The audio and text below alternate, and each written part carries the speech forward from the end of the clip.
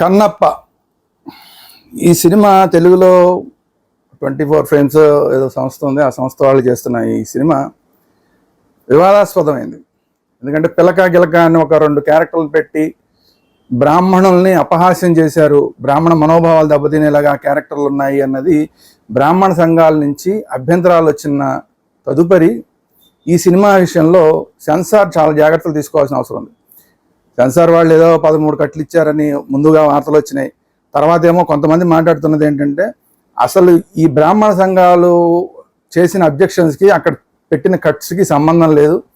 ఈ బ్రాహ్మణ సంఘాలు పెట్టిన అబ్జెక్షన్ని సెన్సార్ వాళ్ళు పరిగణలోకి తీసుకోలేదని కొంతమంది మాట్లాడుతున్నారు మీడియాలోకి వచ్చి. సో వీటన్నిటి దృష్ట్యా బ్రాహ్మణ సంఘాలు కానీ హిందూ సంఘాలు కానీ వీళ్ళు మాట్లాడుతున్న దాని ప్రకారం ఖచ్చితంగా ఆ సెన్సార్ని, ఈ సినిమా సెన్సార్ని ఆపాలి. అది కాకుండా బ్రాహ్మణ సంఘాల వాళ్ళు దీన్ని కోర్టులో కూడా వేసినట్టున్నారు. ఆ కోర్టు కేసు తేలేదాకా కూడా అసలు దీన్ని సెన్సార్ని ఆపాలి, ఈ సినిమా సెన్సార్ని, ఈ సినిమా విడుదలని ఆపాలి.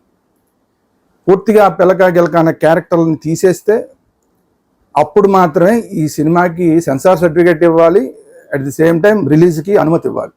లేకపోతే అప్పటిదాకా కూడా కోర్టులో కేసు తేలేదాకా రిలీజ్కి దయచేసి అనుమతి ఇవ్వద్దు, సెన్సార్ చేయొద్దని సెన్సార్ని కోరుకోవడం జరుగుతుంది.